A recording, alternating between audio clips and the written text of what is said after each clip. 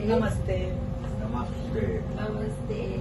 સ્નેહલ અને મંજરી અમારા અન્યોરા શાળાનું આદર્શ દંપતિ ઘણી વાત અમારા ઘણા વખત પછી આ શૃંખલા ફરીથી શરૂ કરી રહ્યા છીએ. આમને મળો અને મળવા જેવી વ્યક્તિ કોણ? મંજરી. તમે બંને. ના, તમે બંને. તારી એટલી નમ્રતા છે કે તું ગમે તેટલો સફળ થાય તો પણ પોતાને એ લેવલ પર એટલી ઊંચી દ્રષ્ટિથી એક અહમથી નથી જોતો. એ પેલા ચર્ચીએ પણ કહેલું હા. મારા ખ્યાલથી એટલી માટે he is a modest man and he must be modest about હા. મારું કેવું છે. એવું જ છે. તો આજે તમને બંનેને મળવા આવી છું અને ખાસ તો તમારી બંને સાથે થોડી વાતચીત કરવા આવી છું. તો આપણે શરૂ કરીએ. વેલકમ. મંજી, આપણે તારાથી શરૂઆત કરીએ. ચોક્કસ. મંજી, મારે તને પૂછવું છે કે આપણે શાળામાં તો હતા ત્યારે તો આપણે બધા જ ખૂબ જ શરમાળ હતા. એકબીજા સાથે ગણ્યા ગાંઠ્યા શબ્દો બોલતા હતા. પણ એવું તો જ્યારે તારે પસંદ કરવાનું આવ્યું ત્યારે તે કેવી રીતે વિચાર કર્યો? કોને પસંદ કરવાનું આવ્યું મારે? સ્નેહલ ત્યારે મેં- પસંદ કરવાનો આવ્યો હા. તો શાળા વખતે તો તે એને એક સ્કોલર તરીકે જોયો હોય કે રમૂજી વ્યક્તિત્વ જોયું હોય, પણ એનાથી આગળ તે કેવી રીતે વિચાર કર્યો? ના, એકચ્યુઅલી સ્કૂલમાં તો એ બહુ જ શરમાળ હતો. હજુ છું. સ્કૂલમાં અમે સંસ્કૃતના રૂપો કે વિભક્તિ સિવાય કઈ વધારે વાતચીત કરી હોય એવું અમને યાદ નથી. હા. બહુ તો થોડી કઈક સુરેશ દલાલ વિશે વાત કરી હશે, એનાથી આગળ વધારે વાત કરી હોય એવું યાદ નથી. બરાબર. રૂપ એટલે સંસ્કૃતનું રૂપ, કોઈ છોકરીનું રૂપ નહીં. હા. હા, એ સંસ્કૃતના રૂપો અને વિભક્તિઓની વાત હા, થઈ એની રહી વાત થઈ. છે. એની વાત થઈ રહી છે. પણ પછી તો તારે બધા રૂપ જોવા પડે, હા, એટલે રૂપ કુરૂપ પણ જોવું પડે. એટલે પસંદગીનો જ્યારે લગ્ન માટે જયારે વાત હતી ત્યારે એકચ્યુઅલી પ્રસ્તાવ મારા પપ્પાએ મૂકેલો. અચ્છા. કારણ કે હા, મારા પપ્પા સ્નેહલ અને મારી બેન એ લોકો ટચમાં હતા. કારણ કે મારી બેન પણ ચાર્ટર્ડ એકાઉન્ટન્ટ, એણે પણ લો કર્યું, સ્નેહલ પણ ચાર્ટર્ડ એકાઉન્ટન્ટ અને લો કરતો હતો. હા, તો એ લોકોને મળવાનું વધારે થતું હતું. બંને સિડનમ કોલેજમાં, પછી ગવર્મેન્ટ લો કોલેજમાં બરાબર. સીએ વખતે સાથે હતા. મારે તો એ લોકોની સાથે મળવાનું ઓછું હતું. ઓછું થતું. પણ જે સ્કૂલમાં સ્નેહલ શરમાળ હતો હા. એમાંથી કોલેજમાં ગયા પછી એ વાચાળ બની ગયું. ઓહ. 180 ડિગ્રી એનું વ્યક્તિત્વ બદલાઈ ગયું. 180 ડિગ્રીનો ટર્ન થઈ ગયો. Okay. આખું મેટામોર્ફોસિસ થઈ ગયું એનું. હા. એ સ્કૂલમાં તો તારે એક લાર્વા હતો હા. અને કોલેજમાં ગયો તો એક પતંગિયું બની ગયું. તો કે ફૂલો પર રંગબેરંગી ભમનારું એવું પતંગિયું નહીં, પણ મુક્ત ગગનમાં વિહાર કરનારું, જે ગમે પોતાને ગમતી પ્રવૃત્તિઓ કરનારું ક્ષેત્રમાં. એવું પક્ષી બની ગયું. એ મુક્ત પક્ષી બની ગયું. એટલે મારા પપ્પાના કોન્ટેક્ટમાં એ વધારે હતો અને મારા પપ્પાએ એ પ્રસ્તાવ મૂક્યો. ઓકે. અને સ્નેહલે સ્વીકાર કર્યો? ના, હું તો વિચાર જ કરતી હતી. મેં તો મારા પપ્પાને ના જ પાડી હા. કે ના ના, હું તો ડોક્ટર છું. હા. અને સ્નેહલ તો is not a doctor, is a chartered accountant અને કોસ્ટ એકાઉન્ટન્ટ એન્ડ એલએલબી. તો ગુજરાતી ડોક્ટર છોકરાઓને ડોક્ટર છોકરીઓ નહોતી જોઈતી. એ લોકોને ઘરવાળી છોકરીઓ છે, ઘર રાખવા વાળી છોકરીઓ. કારણ કે ડોક્ટરની જિંદગી તો અનિયમિત હોય જ. બરાબર. ક્યારેક પણ ઇમરજન્સી આવી જાય એટલે બધું ઘરનું કામ છોડીને રાતનું જમવાનું પણ મૂકીને ભાગવું પડે, કોલ આવે તો જવું પડે. બરાબર છે. એટલે બધાને એ ડોક્ટરની અનિયમિત જિંદગી ખબર હોય. એટલે ગુજરાતી ડોક્ટર છોકરાઓને ડોક્ટર છોકરીઓ નહોતી જોઈ. નહોતું જોયું. કારણ કે ઘર બધી રખડી પડે લોકોને. બરાબર છે. એટલે મેં કહું કે સ્નેહલ તો ડોક્ટર છે જ નહીં. હા. ડોક્ટરો જયારે ડોક્ટર છોકરી માટે એટલા બધા નાપસંદ, એટલી બધી એમની ઈચ્છા ન હોય હા. તો નોન ડોગ મેડિકોને તો કેવી રીતે ડોક્ટર છોકરી જોઈએ? એટલે કઈ સવાલ જ નથી આવતો. પપ્પા તમે આમાં પડતા જ નહીં. અચ્છા. મેં તો એવું કહ્યું પપ્પાને. ઓહ. પણ તોય મારા પપ્પા એટલે કંઈક હજુ એવું મનમાં હતું કશે કોઈ ખૂણામાં કે કોઈ ડોક્ટર પસંદ કરશે? ને એવું મને નહોતું ડોક્ટર સાથે એમ કે એમને લગ્નમાં એવું છે ને, છોકરાને છોકરી ગમે છે ને છોકરીને છોકરો ગમે છે તો જ લગ્ન થાય, બાકી કેવી રીતે લગ્ન થાય? હા. બરાબર. એટલે મેળ પડવો જોઈએ એવી રીતનું. પણ મેં સ્નેહલ માટે અમારા ઇન્ટરેસ્ટ સરખા હતા. ભલે અમારું ભણતર જુદું હતું પણ અમારા ઇન્ટરેસ્ટ સરખા હતા. એ જ સાહિત્ય, સંસ્કૃત, સંગીત, આવી બધી શાસ્ત્રીય કલાઓ, ભલે નૃત્ય હોય કે વિચાર શિલ્પ. કર્યો તે વખતે? હા, બધો વિચાર કરેલો ને, કારણ કે અમારા બધાનો ઇન્ટરેસ્ટ સરખો હતો. બરાબર. એટલે મારા પપ્પાનો પણ એટલે મારા પપ્પાની ઈચ્છા હતી કે ના, તું જો સેહલની સાથે વાત કર, કારણ કે તમારા ઇન્ટરેસ્ટ સરખા છે. એટલે ભલે ભણતર જુદું હોય હા. પણ તમારા ઇન્ટરેસ્ટ સરખા છે. તમારું મેળ. હા. અને સ્નેહલ તે કેવો વિચાર કર્યો? એ તો વિચાર કર્યો જ નહીં.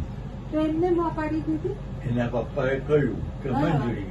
એટલે પપ્પા આખું વાક્ય પૂરું કરે એ પહેલા આપ્યું તો હા.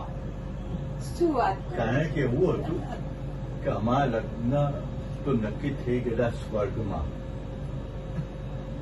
પછી અમે વર્ગમાં સાથે હતા હા. અને પછી સ્વર્ગમાંથી વર્ગ વર્ગ. અને વર્ગમાંથી પાછું સ્વર્ગ. એટલે તને વાંધો નતો. અને આ મંજરી થોડું ખોટું બોલી. હા. એને મને પસંદ કરવાનું કારણ એ હતું હા. કે એનો અનુભવ મારો સ્કૂલમાં હતો. હું બહુ શરમાળ છું અને એને માટે એને મને પસંદ કર્યો પસંદ કર્યો. કે આ છોકરો બાકી ગમે તેવો હોય મારું ચાલશે. પણ છે શરમાળ, એટલે આપણે શીખ. એવી વાત મંત્રી એ એટલે વખતે વિચાર કરે. એટલે જે મારો અવગુણ હતો એ જ મારે માટે લગ્ન માટે મારો ગુણ હતો.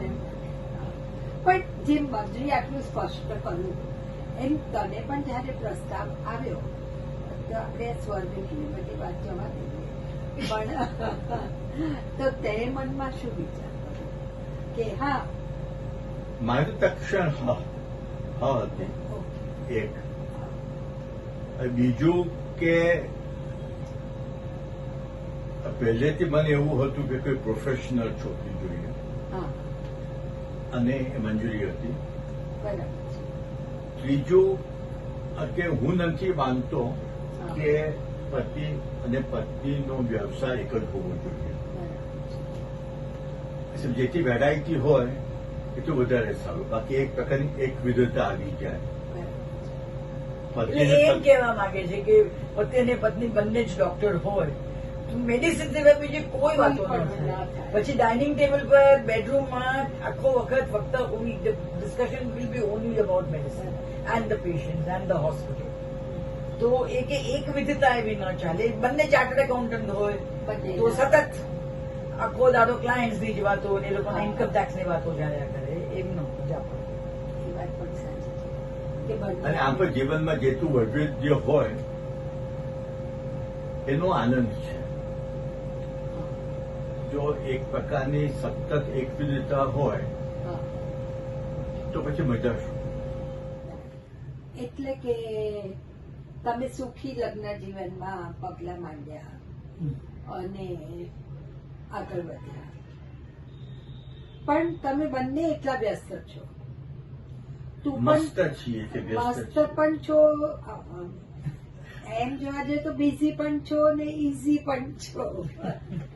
પણ સાથે એકલા બિઝી હોય અને બંને એક્સ્ટ્રીમલી, એક ચાર્ટર્ડ એકાઉન્ટન્ટ છે તો બીજા ડોક્ટર છે, અને તો આટલા બિઝી હોવા છતાં તમને ટાઈમ ક્યાંથી મળ્યો? એમાં એવું ટાઈમ છે ઇન ધ સેન્સ કે તમને એકબીજા માટે ટાઈમ એમાં એવું છે આટલા વર્ષોમાં, અને પ્લસ ઘરમાં છોકરાઓ. આ ડાક્ટર અને ચાર્ટર્ડ એકાઉન્ટન્ટનો સંબંધ બહુ જુદો છે આમ જોવા જાય. હા. હા. કારણ કે ડોક્ટર હાથમાં શું લે? પલ્સ. પલ્સ. ચાર્ટર્ડ એકાઉન્ટન્ટ વિચાર કરે પર્સ. પર્સ. PURSE. બરાબર છે. બરાબર. બીજું કે ચાર્ટર્ડ એકાઉન્ટન્ટ અને ડોક્ટરનો સંબંધ તો મુંબઈ શહેરમાં જ છે. તું જો હા એકે એક હોસ્પિટલની બાજુમાં ઇન્કમટેક્સ ઓફિસ છે. આયકર ભવન ક્વીન્સ રોડની પાછળ બોમ્બે હોસ્પિટલ છે. હા બરાબર. ભારતીય હોસ્પિટલના માતૃ મંદિરની ઇન્કમટેક્સની સામે માતૃ મંદિરની ભારતીય હોસ્પિટલ છે. તે કેએમ હોસ્પિટલની પાછળ જ ઇન્કમટેક્સની પિરામલ ઓફિસ છે. હા અને ચર્ની રોડની હોસ્પિટલ મકાનમાં જ ઇન્કમટેક્સની ઓફિસ છે. હા એટલે ડાક્ટર અને ચાર્ટર્ડ એકાઉન્ટનો સંબંધ તો મુંબઈ શહેર જ આપેલો છે. હા તેમાં મંજરીએ કે મેં કશું નવું કર્યું નથી. અચ્છા એ વાત બરોબર છે, પણ તમને એકબીજાને ઓળખવાનો, એકબીજા સાથે ટાઈમ પાસ કરવાનો, સમય સારી રીતે સુંદર પસાર કરવાનો મોકો મળતો હતો. કારણ કે છોકરાઓ પણ મોટા થતા હતા, ઘરમાં સાસુ સસરા પણ હતા, અને તમે બંને આટલા અલગ અલગ ક્ષેત્રમાં પોતાનું નામ કરી રહ્યા હતા. એ સમય આખો બે રીતનો હતો. એક ઘર સંસાર પણ માનવાનો હતો અને career પણ બનાવવાનું. કેરિયર પણ બનાવવાનું પણ જો આવો પ્રસંગ, આ સમય તો દરેકની જિંદગીમાં આવે છે ને. અને કોઈ પણ પ્રોફેશનલ વ્યક્તિ હોય હા એની જિંદગીમાં આ સમય આવવાનો જ આવવાનો છે. છે. એક કાળ એવો જ આવવાનો છે જ્યારે સમય પ્રેક્ટિસ સમય માંગી લેશે અને ઘરમાં પણ સમય આપવો પડશે, કારણ કે બાળકો નાના હોય. બરાબર છે. તો best is two manage your own time ને. હમ. તમારા પોતાના ટાઈમની વ્યવસ્થા કરવાની છે. તમારે તમારો ટાઈમ એવી રીતે ગોઠવવાનો છે કે બાળકો પણ તમારા વગર રહી ન જાય. બાળકોની પણ દરકાર લેવાય, કાળજી લેવાય, એ લોકોને જે જરૂરી છે શિક્ષણ અપાય, જે શિસ્ત અપાવવું જોઈએ તે અપાય, અને એટ ધ સેમ ટાઈમ તમે તમારા પ્રોફેશનમાં પણ આગળ વધી શકો. બરાબર છે. અને બીજું, it's not a quantity of time that matters, it's a quality of time that matters. કે વધારે વખત સાથે કોઈ બે વ્યક્તિ રહે એટલે એકબીજાને વધારે સારી રીતે ઓળખી શકે એવું નથી, પણ જેટલો વખત સાથે રહે એટલો વખત એ લોકો કેવી રીતે વિતાવે છે એ વધારે અગત્યનું છે. On the contrary, the absence makes the heart grow fonder. અમને એમ કે છે અતિ પરિચયા તો અવજ્ઞા. હા એટલે બે વ્યક્તિ બહુ સાથે રહે તો સંબંધ વધારે સરસ થાય એવું કઈ હોતું નથી. બહુ બુદ્ધિશાળી તો સાથે રહે તો તકલીફ ઉભી ના તો ઝઘડાઓ વધારે થાય. ના જો કે અમને પ્રોબ્લેમ નો થાય, કારણ કે બુદ્ધિશાળી એ જ છે, હું નથી.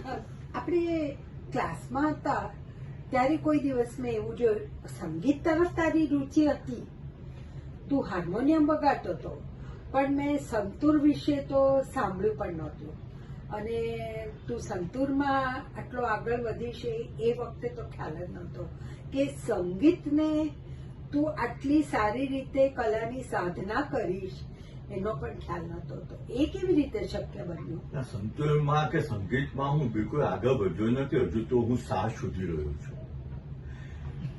પણ સંતૂર મેં પોતે જોયું જયારે ઇન્ટર કોમર્સમાં હતો 73માં, હા અને તે વખતે મેં જયારે પહેલી વાર એક ડોક્યુમેન્ટરીમાં સંતૂર જોયું, હા that was love at first sight. હા અને ડોક્યુમેન્ટરી જોયા પછી સીધો હું સંગીત હરિભા વિશ્વનાથની દુકાને ગયો અને સંતૂર મેં માગ્યું. હવે મુંબઈમાં સંતૂર બનતું પણ નહોતું ખાસ, કાશ્મીરથી ઓર્ડર કર્યું અને કાશ્મીરથી આવ્યું મારું 6 મહિને આવ્યું. અને તે વખતે મોટાભાગના લોકોને સંતૂર શું એ પણ ખબર નહોતું. એટલે હું કહું સંતૂર શીખું છું તો એ લોકો સંતૂર કે સંતરું એની વાત કરતા હતા લોકો, કારણ કે એ સંતૂર પંડિત શિવકુમાર શર્માની પણ અહીંયા શરૂઆત હતી. 1956માં આવેલા કે જે વર્ષમાં અમરબેનનો જન્મ થયો. પણ એને શાસ્ત્રીય સંગીતના મંચ પર તો કદાચ લેટ 60sમાં હશે.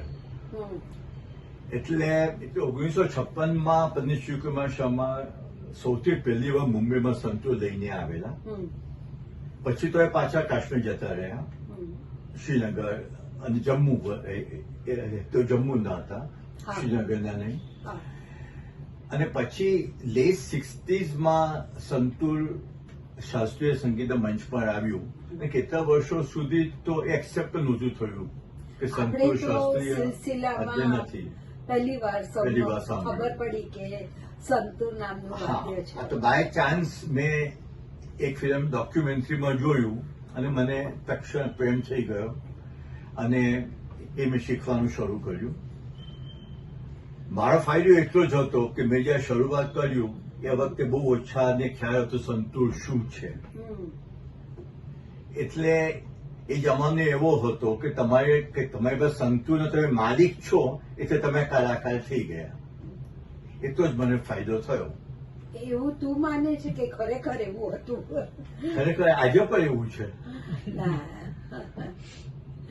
એવું છે કે તું બોલે છે ત્યારે એટલું સહજ રીતે લાગે છે, પણ ઉડત અબીલ ગુલાલ આજે જોયું એ પછી તો આખું મારું મંતવ્ય જ બદલાઈ ગયું છે એવું છે. અને એમ લાગે છે કે તે ખૂબ સુંદર સંગીતની સાધના કરી છે.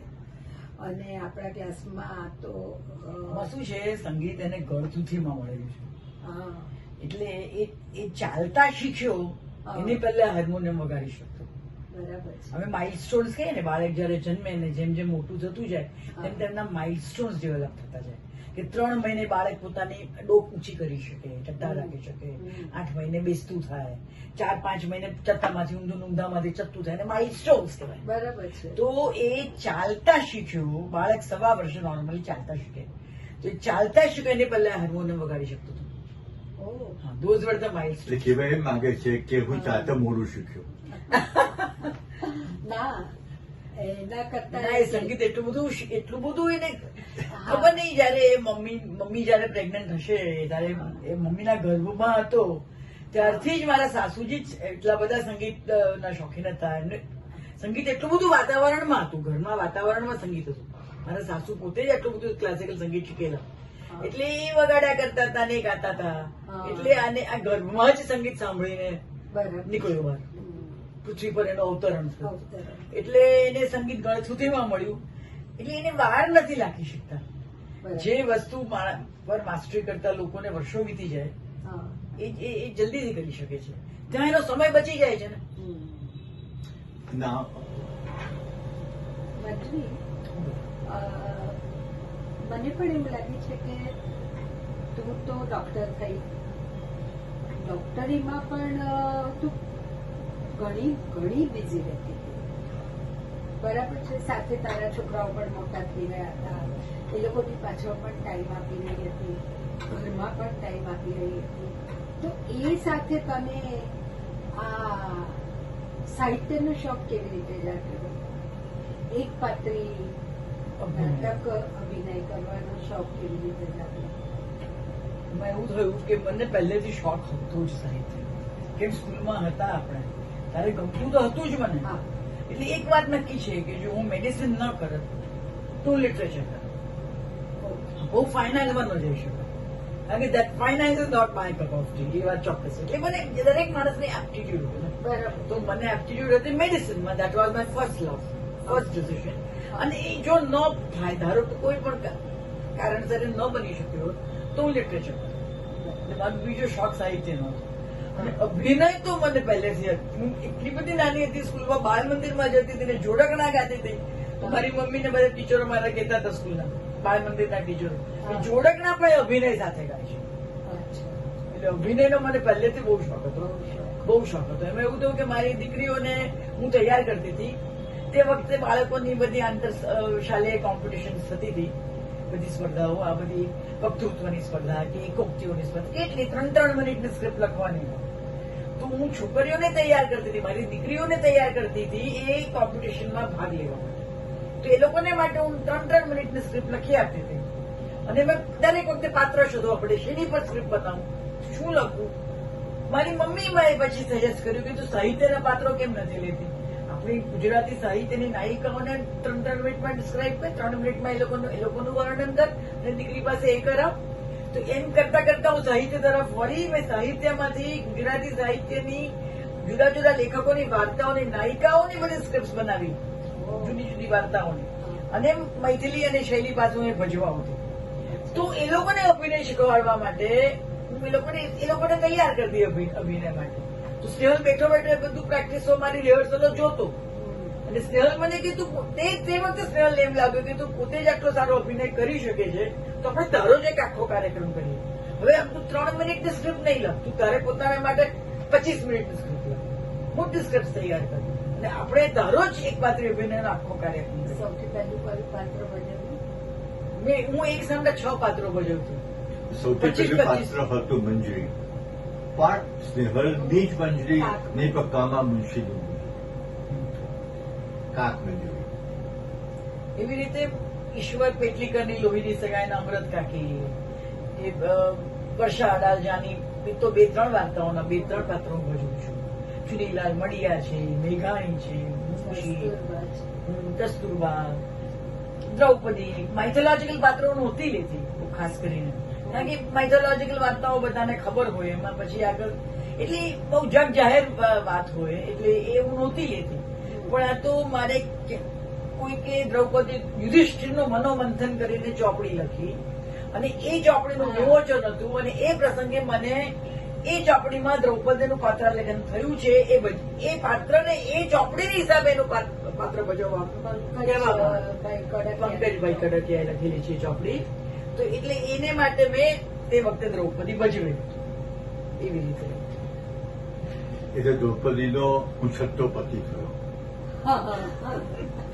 રાઈટ, દ્રૌપદીનો છઠ્ઠો પતિ, પણ મંત્રીનો બીજો, પહેલો તો કાક હતો. બરાબર. એવી રીતે પછી મેં વૃષાલી ભજવ્યું. વૃષાલી એ જિગ્નેશ અધ્યારુ કરીને છે. એમને વૃષાલી કોણ હતી ખ્યાલ છે તમને? વૃષાલી કર્ણની પત્ની હતી. કર્ણની પત્નીનું નામ વૃષાલી હતું અને એમણે જિગ્નેશભાઈ અધ્યારુએ આખી નવલકથા લખી એ કોની ઉપર? વૃષાલી ઉપર, જેની ઉપર માત્ર એક અડધો શ્લોક આખા મહાભારતમાં લખાયો છે. એની ઉપર એ અડધા શ્લોકને આધારે જિગ્નેશ અધ્યારુએ આખી નવલકથા લખી વૃષાલી ઉપર. અને એ નવલકથાનું વિમોચન હતું ત્યારે એ લોકોએ મને કહ્યું તમે વૃષાલી ભજવો. તો મેં 45 મિનિટનું પાત્ર ભજવ્યું. વૃષાલીનું આખું પાત્ર એમની નવલકથામાંથી સંદર્ભ લઈને આખું પાત્રાલેખન કરેલું, સ્ક્રિપ્ટ લખેલી અને એને એ સ્ક્રિપ્ટ લખ્યા પછી મને એને ભજવતા 45 મિનિટ લાગી. એટલે એક રીતે જોવા જાય તો એક્ટ શબ્દ મંજીના અને મારા બંનેના જીવનમાં છે. એને માટે એક્ટ એક વર્ક છે, ટુ એક્ટ. મારા માટે નાઉન છે, because I give it income tax act, companies act. સાચી વાત છે. અને ખરેખર બહુ સરસ મંડળી. તું જે રીતે કે છે કે છોકરાઓની સાથે સાથે બંને દીકરીઓ પણ તૈયાર થતી ગઈ ને તે પણ તારું એક અલગ વ્યક્તિત્વ ઉભું કર્યું. ઓપરેશન શોખ હતો એ પૂરો કર્યો. ઓપરેશન થિયેટર અને ઓપેરા થિયેટર બંનેમાં શી આઉટસ્ટેન્ડિંગ. હા, she is outstanding. સ્કૂલમાં પણ આઉટસ્ટેન્ડિંગ હતી, પણ એવો કોઈ દિવસ મને એકાતું બોલતી નહોતી કે મારે ડોક્ટર થવું છે. એટલે એવો ખ્યાલ અમને નહોતો કે મંજી ડોક્ટર થશે. એકચ્યુઅલી ડોક્ટર થવું હતું તે અમારું 8મા ધોરણથી નક્કી હતું કે અચ્છા. મારે મેડિસિન જ કરવું છે. એક વાત નક્કી હતી. હા. ને મારા પપ્પા મારા નિર્ણયથી ખુશ પણ બહુ થયેલા, કારણ કે પોતે સોલિસિટર હતા એટલે એમને તો હું પ્રોફેશનલ ડિગ્રી લઉં એમાં બહુ જ ઇન્ટરેસ્ટ હતો, બહુ જ આનંદ થયો એમને. પણ એક વાતે જરા દુઃખ પણ થયું, કારણ કે ડોક્ટરની જિંદગી ખરાબ હોય ને. પણ એ તો માનો તો ખરાબ અને માનો તો ખૂબ સરસ કે ડોક્ટર એટલે સેવાભાવ. નહીં, બધાની સેવા કરવી એ વાત સારી હતી, આ પણ તમારે ભગવાન પણ એમાં શું છે ફેમિલી લાઈફને હિસાબે ને જોખમે આ બધું થઈ જાય છે ઘણી વાર. એટલે જ તો હવે જોવામાં આવે છે કે ડોક્ટરોના દીકરા કોઈ દિવસ ડોક્ટર બનતા નથી. સાચી વાત છે. નહીં, આમાં એવું છે કે જે વ્યક્તિ ડોક્ટર બનવા માંગતી હોય ને એને પોતાને એકદમ અંદરથી એના લેફ્ટ વેન્ટ્રિકલમાંથી એ ભાવ આવવો જોઈએ કે મારે તો ડોક્ટર બનવું જ છે. કોઈ માં પુશ કરે, પપ્પા ફોર્સ કરે, કોઈ બીજો કાકા આગ્રહ કરે, મારે કાકી કે મારી પ્રેક્ટિસ છે તું લઈ લે માટે તું ડોક્ટર બન, તું ડોક્ટર ન બન. આ કોઈ એવો વારસો નથી કે પાસ ઓન થાય. એ બાળકને પોતાને અંદરથી ઈચ્છા થવી જોઈએ કે મારે માત્ર ને માત્ર મેડિસિન કરવું છે, મને બીજું કોઈ. અર્જુન જેટલું ફોકસ રહેવું જોઈએ. અર્જુનને આ પક્ષને આંખ જ દેખાય. એમ મેડિકલ કરવા વાળાઓને એ જ ફોકસ રહેવું છે કે મારે તો મેડિસિન કરવું જ છે, બીજું કઈ જ નહીં. એટલે ન તમારી બંને દીકરીઓ ડોક્ટર થઈ ન ચાર્ટર્ડ એકાઉન્ટન્ટ. નહીં, મારી મોટી દીકરી ડોક્ટર છે ને, મારી મોટી દીકરી પીડિયાટ્રિશિયન Oh, છે, sorry. મારી મોટી દીકરી ન્યુમોનેટોલોજીસ્ટ છે. હા she is super specialized after doing MD paediatrics. હા. અને સમથિંગ પ્લેયર પણ છે. અને એને અને એને તો ન્યુમોનેટોલોજી બંને વારસો સાચવ્યા. અને નાની પણ શી ઇઝ અ ડિવોર્સ હા, લોયર. હા, અને લખે છે બહુ સરસ. બહુ સરસ. હા તો સ્નેહલના બધા ગુણ પણ એનામાં. સ્નેહલ તું કેવી રીતે પછી એક તરફ સંગીત અને એક તરફ તારું આ એકાઉન્ટ્સ ને ફાઇનાન્સ ને ચાર્ટર્ડ એકાઉન્ટન્ટને કામ શું કરવાનું, બધા પોતાના જે ક્લાયન્ટ હોય એ લોકોને બધું કેવી રીતે યુક્તિથી ખોટું કરવું એ સમજાવવાનું, એ સિવાય શું?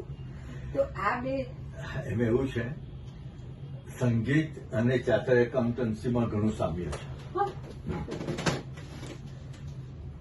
હા, જો સંગીતમાં મ્યુઝિકલ નોટ્સ છે, હા, તો ચાર્ટર્ડ એકાઉન્ટન્ટ કરન્સી નોટ્સ છે. હા, સંગીતમાં મધ્યમ અને નિષાદ ની છે, ચાર્ટર્ડ એકાઉન્ટન્ટમાં મની છે. હા, સંગીતમાં જે આપણે હાર્મોનિયમ પર તમે જુઓ તો બ્લેક એન્ડ વ્હાઇટ હમ, કાળી જોડે પટ્ટીઓ છે. તો ચાર્ટર્ડ એકાઉન્ટન્સીમાં પણ બ્લેક એન્ડ વ્હાઇટ જોડે અમે કરીએ છીએ. એટલે બધી રીતે સંગીત અને ચાર્ટર્ડ એકાઉન્ટન્સી બંને સરકારી સંકળાયેલા છે. પણ તને મજા શેમાં આવે છે? ના, સ્ટેન્ડર્ડ ઓફ લિવિંગ હા, માટે ચાર્ટર્ડ એકાઉન્ટન્સી, હા. સ્ટેન્ડર્ડ ઓફ લાઈફ માટે સંગીત. સંગીત. અરે વાહ, બહુ સરસ જવાબ આપ્યો કે બંને કરવું પડે છે. સાચી વાત છે, ઉદયની જેમ. And sometimes you face music in chartered accountancy.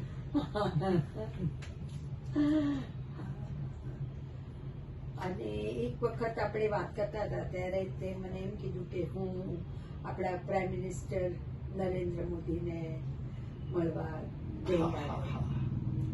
તો એનું શું રીઝન હતું? તે વખતે હું ઇન્ડો અમેરિકન સોસાયટીનો પ્રેસિડેન્ટ હતો હા, અને અમેરિકાથી યુએસ ચેમ્બર ઓફ કોમર્સના પ્રેસિડેન્ટ અહીંયા આવેલા. He was Indian but settled there for last 40-50 years. હા, અને એ વખતે આવીને મને કે મારે તો નરેન્દ્ર મોદીને તે વખતે ચીફ મિનિસ્ટર હતા તેમને મળવું છે. તો મેં કહ્યું તમે અમેરિકન્સ તો એન્ટી મોદી છો, તો તમે કેમ એને મળવું છે? તમે તો વિસા આપવાની મેં ના પાડી છે. એ તો પોલિટિક્સ માટે. મને કોઈ બિઝનેસ કરવો હોય તો તમારે મોદી પાસે જ જવાનું. એ તમે કોઈ પણ હિસાબે મને મુલાકાત ગોઠવી આપો. એટલે મેં કુંદનભાઈ વ્યાસને વાત કરી, જન્મભૂમિના તંત્રીને, કે આવી રીતે આમ છે, આ ભાઈને મળવું છે, તો તમે કઈ કરો ને. એ કે હા, હું વાત કરું છું ચીફ મિનિસ્ટરની ઓફિસમાં. અને મને ફોન આવ્યો બીજા સવારે કે મારી વાત થઈ ગઈ છે અને તમને એપોઇન્ટમેન્ટ મળશે. મેં કહ્યું બહુ સરસ, મને એટલે સેક્રેટરીનો નંબર આપો, ફોલોઅપ કરું. કે તમારે કે ફોલોઅપ કરવાનું, એ લોકો ફોલોઅપ કરશે. મેં કહ્યું શું વાત કરો છો? ચીફ મિનિસ્ટરની ઓફિસ ફોલોઅપ કરી? કે જુઓ તો ખરા. અડધો કલાકમાં ચીફ મિનિસ્ટરની ઓફિસમાંથી ફોન આવ્યો કે આવતીકાલે 10 વાગે તમને નરેન્દ્ર મોદી મળશે. એટલે અમે તો ચીફ મિનિસ્ટર લાસ્ટ ફેઝ. એટલે હું ને પેલાભાઈ તો રાતે 12 વાગ્યાનું પ્લેન પકડ્યું ને 1 વાગે અમદાવાદ પહોંચી ગયા અને સવારે 10 વાગે એમની ઓફિસમાં હાજર. અને એમની ઓફિસ એટલે કોઈ મલ્ટીનેશનલ કંપનીના ચેરમેનની ઓફિસ હોય એવી ઓફિસ હતી. એક્સેપ્ટ ફોર હિઝ ડ્રેસ તમને ખ્યાલ નહીં આવે કે આ પોલિટિશિયન છે. ટેબલ પર એક પણ કાગળ નહીં. ઓફિસ એકદમ ચોખ્ખી. અને તો હું તો ગયો, આમ તો મેં સૂટ પહેરેલો, પણ હું કેબિનેટમાં દાખલ થયો તે વખતે મેં નરેન્દ્રભાઈ મોદી માટે મેં શાર્દુલ વિક્રદીપમાં મંગળાસ્ત્ર બનાવેલું. મારામાં કેવી રીતે હિંમત આવી કોને ખબર, પણ એમને કેબિનમાં દાખલ થયો તો મંગળાષ્ટ્ર ખાતો ખાતો દાખલ થયો. એ તેઓ ખરેખર હસી પડ્યા. એટલે જેવા બેઠા એ જ મિનિટથી વી બીકેમ વેરી ઓપન. બાકી તો તમે ચીફ મિનિસ્ટર મળો તો પેલા તો 10 મિનિટ આઈસ ઇઝ બ્રોકન. આ તો મંગળાષ્ટ્ર કારણે તેઓ ખરેખર હસી પડ્યા અને પહેલેથી જ આમ એકદમ ખુલ્લી દિલે વાત કરવા લાગી. એમને અમને 15 મિનિટ આપેલી, કહ્યું 15 મિનિટ બાકી કહ્યું 15 મિનિટ તમને મળશે. પછી વાતો કરતા ગયા પછી 15-20 મિનિટ થઈ, અડધો કલાક થયો. એટલે એમ સેક્રેટરી આવ્યો કે પેલા કે મિનિસ્ટર બહાર બેઠા છે, તમે બેસવા દો, કન્ટિન્યુ અમને કે. અમે લગભગ 75 મિનિટ એમની જોડે વાતો કરી અને શાર્પ માઇન્ડ એમનું, વેરી વેરી ઇન્ફોર્મ. તો સૌથી મજાની વાત કે મારી જો અમેરિકન ત્યાં આવેલા એને કોઈ mister Modi, USA is not giving you visa. So what do you say? તો નરેન્દ્ર મોદી આમ બેઠેલા પહેલા આમ થયા ઘેણા થયા. If US wants me to come there, they will come here and give me visa. અમને શું કે છે, પણ એક વર્ષમાં એવું થયું. એક વર્ષમાં સામેથી એમને બોલાવીને વિઝા મળ્યો. પણ it was a pleasure to meet him. Lucky જીવનભરનું સંભાળ. હા, આ તો યાદગાર એકદમ. દીકરીઓ માટે કેવી રીતનો પ્રયત્ન, કેવી રીતે તમે બંને એ લોકોને સમય આપ્યો? સમય પણ સ્કૂલમાં બધું ભણાવવાનું કામ હું કરતી હતી, એક્સ્ટ્રા કરિક્યુલર એક્ટિવિટીઝનું કામ પણ હું કરતી હતી, સંગીતનું કામ સ્નેહલ કરતો, એ લોકોને સંગીત શીખવવાનું કામ સ્નેહલ કરતો. પણ સંગીત તો સ્કૂલમાં એઝ અ સબ્જેક્ટ તો જોગલેકર સર કરાવતા હશે. તે વખતે જોગલેકર મારા ખ્યાલ કે છોકરીઓ વખતે જોગલેકર સર નહોતા અને તે પછી ન્યુએરામાં સંગીત પણ ખાસ નહોતું. એટલે જે રીતે આપણે શીખ્યા એવું કશું નહોતું અને શાસ્ત્રીય સંગીત બિલકુલ નહોતું મારા ખ્યાલથી. એમાં શીખવાડ્યું કરતા કારણ કે માનું છું કે તમે સંગીત શીખવી નહીં શકો. તમે આપણા ઉસ્તાદો પણ હતા ને કે પંડિતો, they never taught, it's a student who learned. અને ઉસ્તાદ તમને કોઈ વાર શીખવે નહીં તો તમે એની જોડે રહો અને તમે ઇમ્બાઇબ કરતા જાઓ.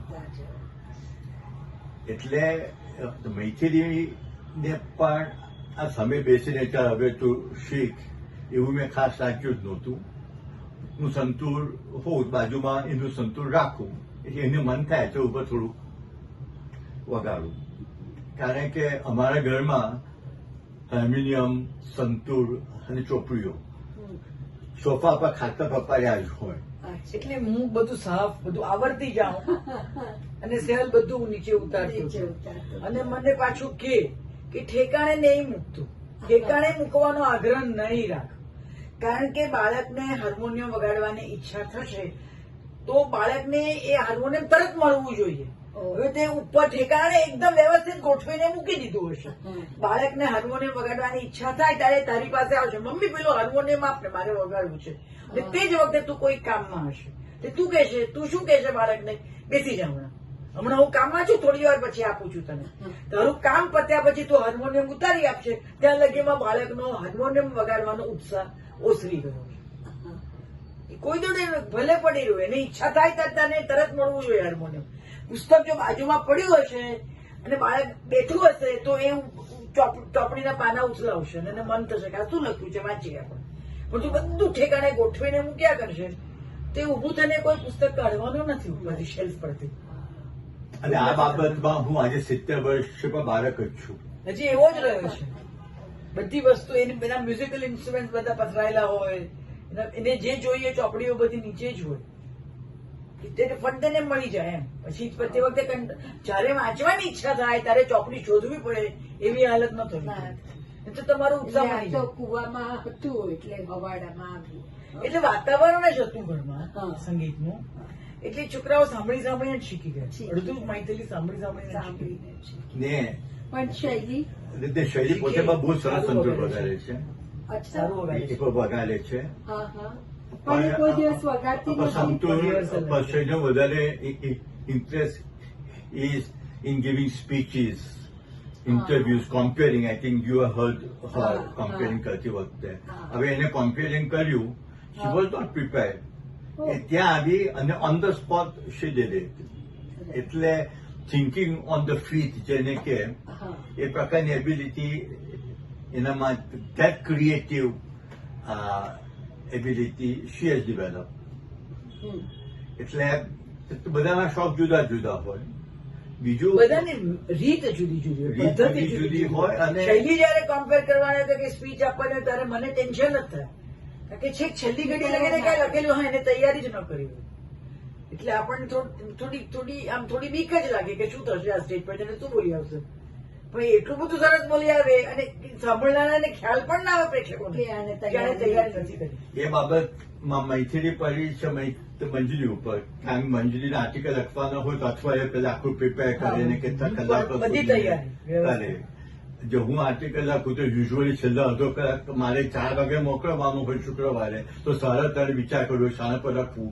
કાગળ તે વખતે કાગળ લેતો હતો અને ધડ લખીને મોકલી આપું, પાછો વાંચવું પણ નહીં. એટલે કિરકિટ ધા જે તું લખે એ કોલમ લખે છે. એ on the spot. On the spot લખીને મોકલી ના, આપું. હું લખું મારી કોલમ, એક અઠવાડિયા પહેલા મારો આર્ટિકલ તૈયાર હોય. તૈયાર હોય. બરાબર છે. મને ન ફાવે એવી રીતે. આપણી તૈયારીઓ હોય બસ, પછી વાંધો નહીં. મને અને બધા વિચારો આ ચાલે. શોખમાં એક બીજી પણ વસ્તુ છે કે અગત્યનું એ છે કે નાની ઉંમરે અમુક બીજ આપણામાં જો કોઈ વાવી દે હા તો કોને ખબર કઈ ઉંમરે કયા સંજોગોમાં એનું વૃક્ષ બનશે. બરાબર છે. સાચી વાત. એવું નથી કે ધીમે ધીમે જ થાય. તમે હા. 6 કે 10 વર્ષે અમુક શીખ્યા હો તો તમે ધીમે આગળ વધો, એવું નથી. એવું પોસિબલ છે કે 10 કે 12 વર્ષે તમે અમુક જે શીખ્યા હો પછી તમે 30 વર્ષ કશું જ નહીં કરવું એનું. તમે એઝ ઇફ તમે જીવનમાં હતું જ નહીં અને તમને 50મે વર્ષે ઓચિંતું એ પાછું ફૂટે, કારણ કે એના બીજ એ વખતે વવાયેલા. એટલે what is કદાચ એવું important- મારા કેસમાં એવું થયું. સાહિત્યનો શોખ હતો, સ્કૂલથી જ સાહિત્ય ગમતું હતું, પણ લખવાનો સમય નહોતો મળ્યો. કઈ પણ ક્રિએટિવ રાઇટિંગ કરવાનો સમય નહોતો મળ્યો, કારણ કે મેં મેડિસિન લીધું. મેડિકલ એડમિશન તે જમાનામાં પણ અઘરા જ હતા. બરાબર છે. ખૂબ માર્ક્સ, ખૂબ મહેનત કરીને ઘણા બધા માર્ક્સ થઈ આવો તો જ તમને મેડિકલમાં એડમિશન મળતું હતું. અને એકવાર મેડિકલમાં એડમિશન લીધા પછી ખૂબ મહેનત કરવી પડતી હતી, મરવાની પણ ફુરસદ નહોતી રહેતી. રેસિડેન્સી કરો એટલે પછી 50 વર્ષે જયારે કોવિડ, એકચ્યુઅલી મને ટાઈમ કોવિડમાં મળ્યો. ડ્યુરિંગ કોવિડ મેં કામ, અમને લોકોને 65 વર્ષે એ લોકોએ રજા આપેલી કે જે 65 થી ઉપરના ડોક્ટર્સ હોય એ લોકોને કોવિડમાં કામ નહીં કરવું હોય તો નહીં કરે. તો આઈ હેડ ઓપ્ટેડ ફોર ધેટ. અને મેં કોવિડમાં કામ નહોતું કર્યું, હું કોવિડમાં હું ઘરે હતી. એટલે એ સમયનો મેં સદુપયોગ કર્યો અને મેં લેખન પ્રવૃત્તિ શરૂ કરી. બીજ તે વખતે વવાયેલા, સ્કૂલમાં હતી, જે સ્નેહલે વાત કરી ને, સ્કૂલમાં હતી ત્યારે બીજ વવાયેલા હતા, હા.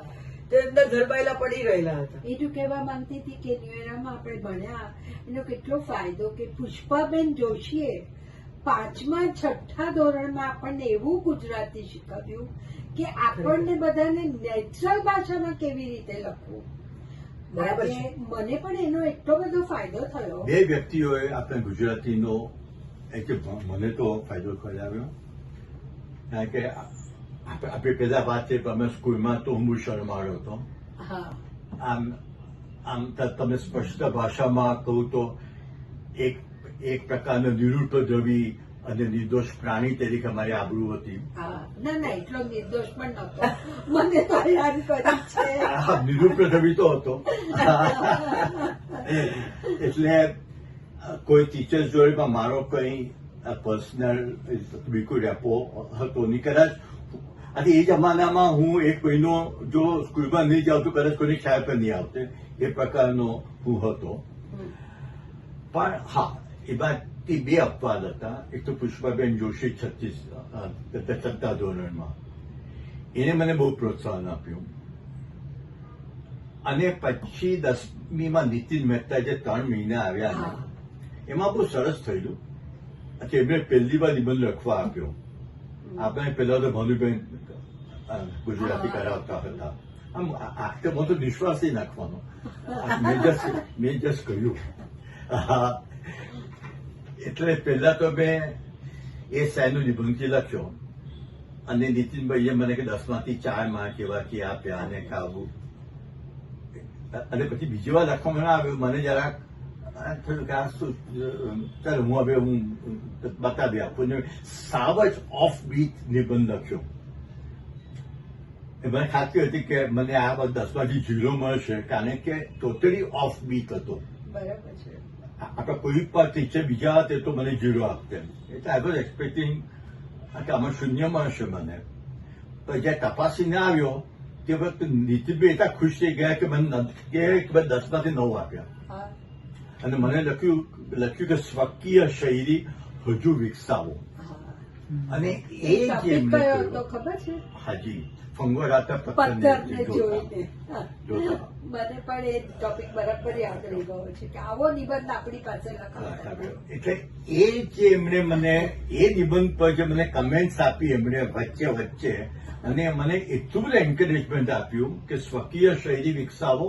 અને એ જમાનામાં જે સ્કૂલમાં તો આવો નિબંધ લખી જ ન શકાય પણ હી એન્કરેજ દેટ. એટલે મેં કોલમ શરૂ કરી આજે 28 વર્ષ પહેલા.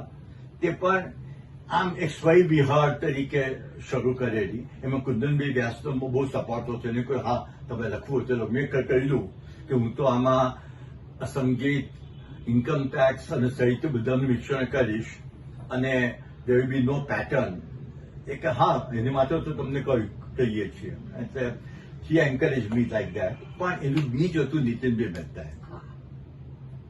એ વાત તો હું પણ એગ્રી કરું છું કે નીતિનભાઈ મહેતા થોડોક સમય આવ્યા પછી અમને લાલામાં પ્રોફેસર હતા અને લાલામાં પણ ગુજરાતી સબ્જેક્ટ મેં લીધેલો આપણને ઇન્ટર સુધી હતો જ. બરાબર. તો એ નીતિનભાઈ કરાવતા હતા અને મને એમને પછી આફ્ટર ધ રિઝલ્ટ ક્યારે યુનિવર્સિટી એમને કીધેલું કે તને હાઈએસ્ટ માર્ક હતા ગુજરાતીમાં પણ બીકોઝ ઓફ કોમર્સ તને કઈ એમાં કઈ મળે નહીં, કોઈ સર્ટિફિકેટ પણ ના મળે. એક વસ્તુ કહેવાનું ભૂલી ગયો કે નીતિનભાઈ ગયા 3 મહિના પછી અને પછી પાછો એસે લખવાનો આપ્યો તે વખતે ભૂલી ગયો કે હવે નીતિનભાઈ નથી અને હવે ભાનુબેન છે. એટલે મેં નીતિનભાઈની સાઈડમાં એસે લખ્યો વર્ષા ઋતુ પર. એટલે ભાનુબેનની રિમાર્ક આવેલી આમાં તમે વર્ષા ઋતુ વિશે તો કશું લખ્યું જ નથી. એ તો દરેક ટીચરની શું કહેવાય કે આપણે નીતિનભાઈ જે 3 મહિના આવી ગયા ને દ્રષ્ટિ એમને એમાં આપણે સુરેશ જોશી, લાભશંકર ઠાકર, મધુ રાય આખું એક વિશ્વ અને આથી વિશ્વ સાહિત્યની જે આપણને મારી ખોરી આપી એમણે. કામુ, સાત્ર આ બધા બાકી આપણે કદાચ વાંચતે જ નહીં આ બધાને. અને એનો ફાયદો એ થયો કે અમે સિદ્ધાંત કોલેજમાં પણ ગયા એ વખતે પણ ડોક્ટર જનમન શાહે અમને બહુ જ એન્કરેજ કરેલા. આપણે ઉદયન તો he the class apart, he genius Udayan તો. પણ એમણે કોઈ જોયું કે જે લોકો ન્યુએરાના છે એ લોકોની એક પ્રકારની એવા શૈલી છે લખવાની. અને એમણે ધનવંતભાઈએ પણ ખૂબ એન્કરેજમેન્ટ આપ્યું. ઇનફેક્ટ ધનવંતભાઈએ અમારી પાસે જે કોમર્સ કોલેજમાં જે ગુજરાતી સાહિત્યના પ્રોગ્રામ કરાવ્યા, કલાપી, નાનાલાલ, મેઘાણી, એવા તો આ કોલેજમાં પણ થતા નહોતા.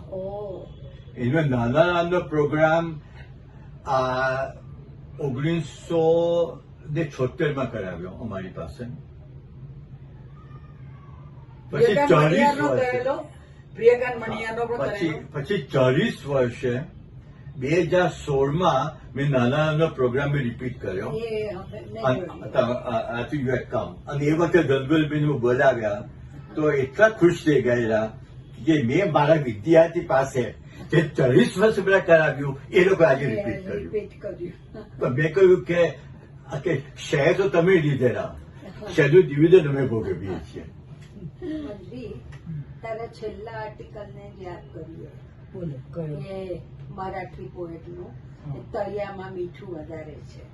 તળિયાના ચેવડામાં મીઠું વધારે લાગે છે. તળિયાના ચેવડામાં મીઠું મીઠું વધારે વધારે લાગે છે.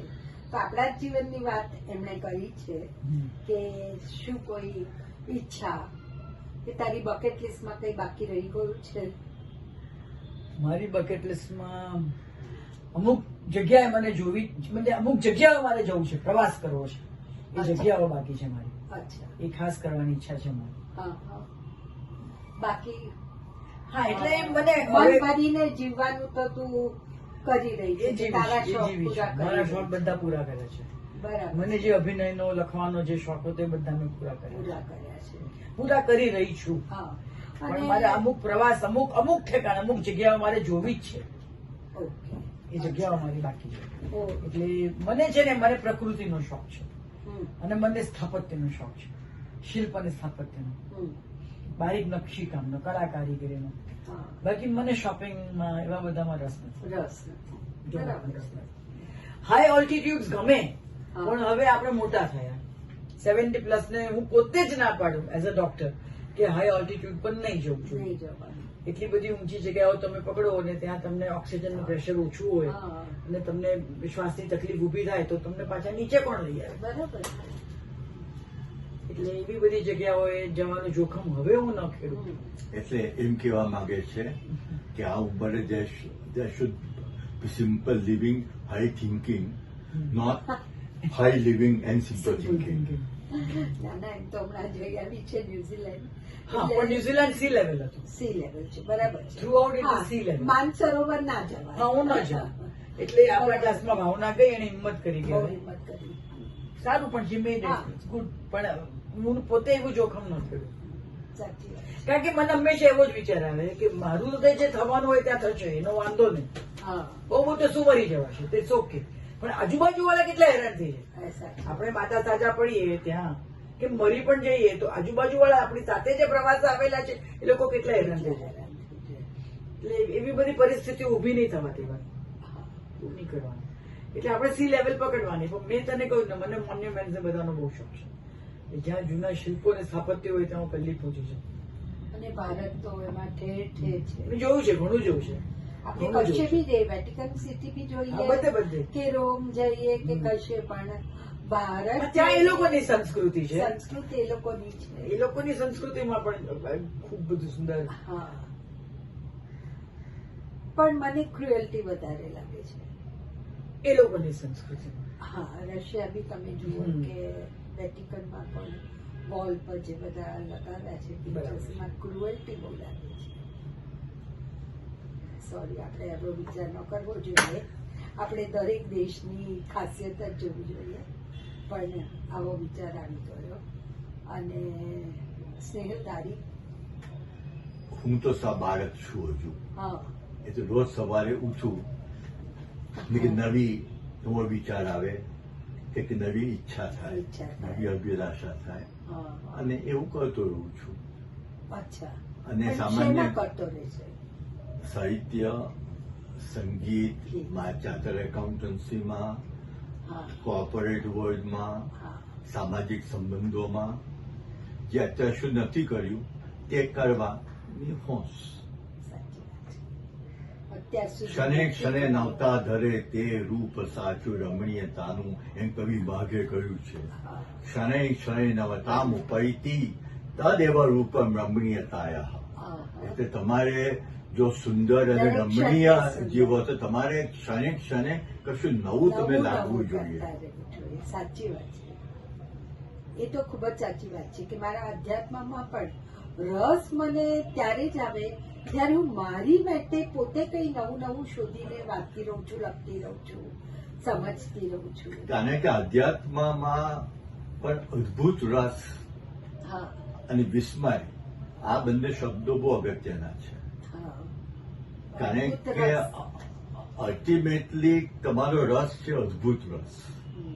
અને એની માટે તમને વિસ્મય જોઈએ. અને વિસ્મય અને અદ્ભુત ક્યારે આવે જયારે તમે કશું નવું ને નવું કરો, તમે એકલું કરો છો એમાં તમને શું વિસ્મય છે, એમાં તમને કશું અદભુત નથી. પણ તમે આટલા વર્ષો એક કર્યું, રોજ સવારે ઉઠીને તમે કશું નવું વિચારો, કશું નવું કરીએ. આ તો મેં કોઈ વાર કર્યું જ નથી, આ વાનગી તો મેં કોઈ વાર ખાધી જ નથી, આ લેખક કોઈ વાર મેં વાંચ્યા જ નથી, કે આ પ્રકારનું સંગીત મેં કોઈ વાર કમ્પોઝ કર્યું જ નથી. આ મેડિકલમાં ભાષામાં પણ એમ જ છે ને, રોજ every patient is new to you. તમને દરેક પેશન્ટ તમને કઈ ને કઈ શીખવી જાય છે. જો તમારે શીખવું હોય તો એ પેશન્ટમાંથી તમારે જો કંઈ ગ્રહણ કરવું હોય તો તમે શીખી શકો છો. સાચી વાત. કારણ દરેક પેશન્ટ એમ ટેક્સ્ટબુક પિક્ચર નથી હોતું. ના, ટેક્સ્ટબુકમાં જે ડિઝીઝના સિમ્ટમ્સ વર્ણવેલા હોય એ બધા જ ચિહ્નો એક જ પેશન્ટમાં દેખાય એવું જરૂરી નથી. અમુક પેશન્ટ અમુક રીતે પ્રેઝન્ટ કરે ને એ જ રોગવાળો બીજો પેશન્ટ બીજી રીતે પ્રેઝન્ટ કરે. એ નવીનતા તો છે જ ને. બરાબર છે. એટલે જસ્ટિસ હોમ્સે કહ્યું છે, at times better to be 70 years young than to be 40 years old. એટલે એ પ્રકારનું કશામાં તે બંધાયેલા નહીં અને નવું કશું વિચાર્યા કરીએ તો આપણે મજા આવે જીવનમાં. હવે અત્યારના તમે બાળકોને કેટલો સમય આપો? બાળકો અમને કેટલો સમય આવે છે એવું પૂછો. બાળકો પાસે સમય નથી અમારા માટે. હવે એવું ઊંધું થઈ ગયું છે. બાળકો એટલા બધા બિઝી છે, એ લોકો પોતપોતાની દીકરી તો એક તો તારી સાથે જ છે. એટલે આનો ફાયદો because she is a pediatrician, she is a neonatologist. She is busy in her own practice. અમને ઘણો સમય મળે છે બીજા લોકો કરતા, કારણ કે એમના પર રસ ઘણા કોમન છે અમારી જોડે. સાહિત્યનો રસ, મૈત્રી શૈલી બીજો પણ ઘણો છે. સરસ્વતી ચંદ્ર ભરભરા પ્રોફેસરોએ આખું વાંચ્યું નથી, 4 ભાગ જે મારી દીકરીઓએ વાંચેલા છે. સરસ્વતી ચંદ્ર અમે બધા ધનસુખરાય મહેતા, જ્યોતિન્દ્ર દવે, એનું તમે જો તું અત્યારે પઠન કરે એમાંથી તું 2 પેરેગ્રાફ તું શબ્દ ગુપચાવી જાય, મારી દીકરીઓ કહે છે અરે આની વાંચ્યું, પકડી પાડશે ભૂલી ગયા. એટલું મોડે છે. એટલે સાહિત્યનો ઇન્ટરેસ્ટ બંનેને છે, સંગીતનો ઇન્ટરેસ્ટ પોતપોતાની રીતે છે. પણ મેં કહ્યું પ્રમાણે વોટ ઇઝ ઇમ્પોર્ટન્ટ કે બીજ વાવવા જોઈએ. ક્યારે કઈ રીતે એ વૃક્ષ ખીલશે કોને ખબર. અને આમ પર જોવા જાઓ તો આ જનરેશનમાં હજુ નવું અને જૂનું એ બંનેનો સારો સમન્વય છે. હવે પછી જનરેશનમાં શું આવશે કોને ખબર. પણ એ તો દરેક પેઢીને એમ લાગ્યું મહાભારતના કાળથી કે અમારી જ પેઢી હવે તો શું થશે દુનિયાનું, એ દરેક પેઢી આટલા વર્ષોથી વિચારતી આવી છે. પણ છેલ્લા 5000 વર્ષથી તો દુનિયાને કશું થયું નથી એ આપણને ખબર છે.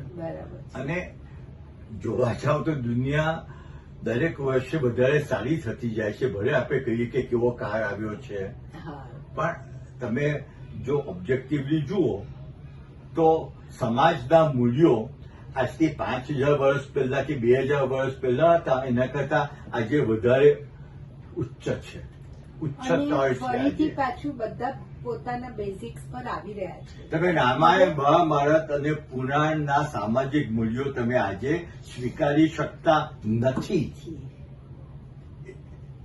કે એના જે યુદ્ધના નિયમો, એના સમાજના નિયમો, કે આપણા પુરાણમાં જે રીતે દેવોનું વર્તન હતું, ઇન્દ્રનું વર્તન હતું, એ આજે તમે એ દેવોના નામ કાઢીને આપણે વાર્તામાં મૂકો તો કદાચ that will become a criminal offense. કેટલા એટલે કહેવાનો મતલબ એ છે કે સમાજના મૂલ્યો એક કહેવાની ફેશન છે. અરે દુનિયાનું શું થયું છે, સમાજ આમ થઈ ગયો છે, હવે લોકોના આમાં એ નથી, એવું નથી. તમે 1947માં આપણે જ્યાં સ્વતંત્રતા મળી એ વખતે તમે સરદાર પટેલના વોલ્યુમ વાંચો, એમાં જે કાગળો છે એમ લાગે કે આજના કાગળો છે. કે તમે આજથી 200 કે 400 વર્ષ પહેલા તો શું 2000 વર્ષ પહેલાની તો તમે વાંચો તો એ દૂષણો હતા, એ જ વૃત્તિઓ હતી. પણ તે વખતે એ બધા દૂષણો એક્સેપ્ટ થતા હતા. આજે આપણે એક્સેપ્ટ કરતા નથી. એટલે એ રીતે સમાજના મૂલ્યો વધારે ઉચ્ચ થયા છે. એ વાત બરાબર છે. આજે એક્સેપ્ટ કરતા નથી અને અમુક દૂષણો જે આજે ચાલી રહ્યા છે તો એને માટે એમ કહેવામાં આવે છે કે એ તો એમ જ થાય, આ રીતે આમાં કંઈ ખોટું નથી. અને પછી ભગવાન કૃષ્ણનો દાખલો આપે છે કે એ પણ તો ખોટું કરેલું એમને. અને બીજું કે આ પણ જે એક પ્રકારની મિથ છે કે આપણા શાસ્ત્રીય સંગીત માટે લોકોનો ઇન્ટરેસ્ટ ઓછો થઈ ગયો, એવું બિલકુલ નથી. આજે જેટલા વિદ્યાર્થીઓ શાસ્ત્રીય સંગીત શીખી રહ્યા છે એ છેલ્લા 2000 વર્ષમાં આટલા વિદ્યાર્થીઓએ શાસ્ત્રીય સંગીત શીખ્યા નથી. આજે હજારો વિદ્યાર્થીઓ સિતાર શીખે છે. આજે કેટલા સંતૂર શીખે છે, કેટલા વોકલ શીખે છે. તેમાંથી કોઈ ઉસ્તાદ વિલાયત ખાન, પંડિત રવિશંકર કે ઉસ્તાદ અલી અકબર ખાન બનશે કે નહીં, કે કેશવભાઈ કેકર બનશે કે નહીં, એ વાત જુદી છે. ભલે એ જ નહીં બને, પણ second level, third level, fourth લેવલમાં આજે જેટલો ઇન્ટરેસ્ટ છે એ ક્યારેય નહોતો. અને બધા બેઝિક્સ પર ફરીથી રિટર્ન થઈ રહ્યા છે. જો ભજન કલ્ચર, હવે બધાને ભજન કેટલું ગમે છે અને મોટા મોટા પ્રોગ્રામો થવા લાગ્યા છે ને, એટલે ફરી બધા પોતાના રૂટ્સ પર જઈ રહ્યા છે.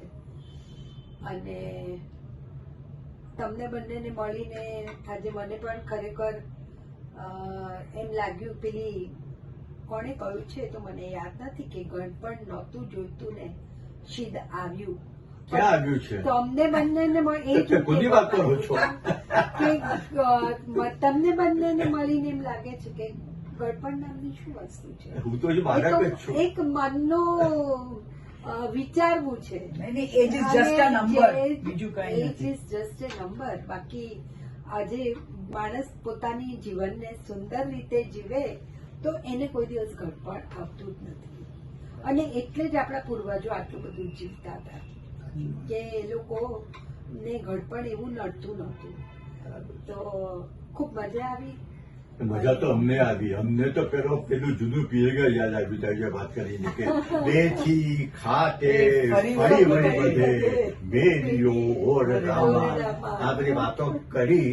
આમ જાણે એમ લાગ્યું કે આપણે જૂની આમ ખિસકા પર બેસી આમ જુદી વાતો, જે ભાઈ વાગોળી, એમાં બધા બેથી વાગોળી નહીં, મમળાવી. આપણે વાગોળી, જોર વાગોળી, આપણે મમળાવી. પણ બહુ મજા આવી. એમ લાગે કે આપણે આવી રીતે ના ભેગા થવું જોઈએ કે બધા સાથે મળીને કઈ આવી વાતો કરીએ. અને એવી રીતે હમણાં સ્નેહલ, તમારો બંનેનો દોસ્તી માટે આભાર માનવાનો ના હોય, એટલે આભાર નથી માનતી, પણ મજા આભારનો બહુ ભાર લાગે છે. ભાર લાગે છે. એટલે આભાર માનવા કરતા મજા આવી. પેલી હજુ પણ એ જૂની કવિતા યાદ આવે છે કે આપણે બેઉ સાથે મળ્યા, તને સાંભળે રે હેજી બાળપણાની પ્રીત મને કેમ વિસરેલી. એટલે એવું લાગે છે કે કેટલું નેચરલ રીતે આપણે બધી વાત કરી શકીએ છીએ ને. એક શાળાની દોસ્તી જ કઈ ગજબની મિત્રતા કહેવાય. વર્ષો આપણે સાથે રહ્યા છે ને, 11 વર્ષો. અને કોઈ દિવસ 14 તમે લોકો પેલા શું કહેવાય, બાળ મંદિરના સાથે. એટલે આપણે તો એમ જ કહેવાય ને કે શાળાનું આખું જીવન સાથે જ વિતાવ્યું. 14 વર્ષનો વનવાસ નહીં પણ વર્ગવાસ. અને સ્નેહલ સાથે હોય એટલે દરેક વસ્તુ એકદમ લાઇટ વેમાં, રમૂજી રીતે આખી સોલ્વ થઈ જાય અને ખૂબ સરસ રીતે બધાને પણ સાંભળવું ગમશે એવી આશા રાખું છું. અને આ જે શરૂ કર્યું છે તેને હવે ધીમે ધીમે આગળ પણ વધારે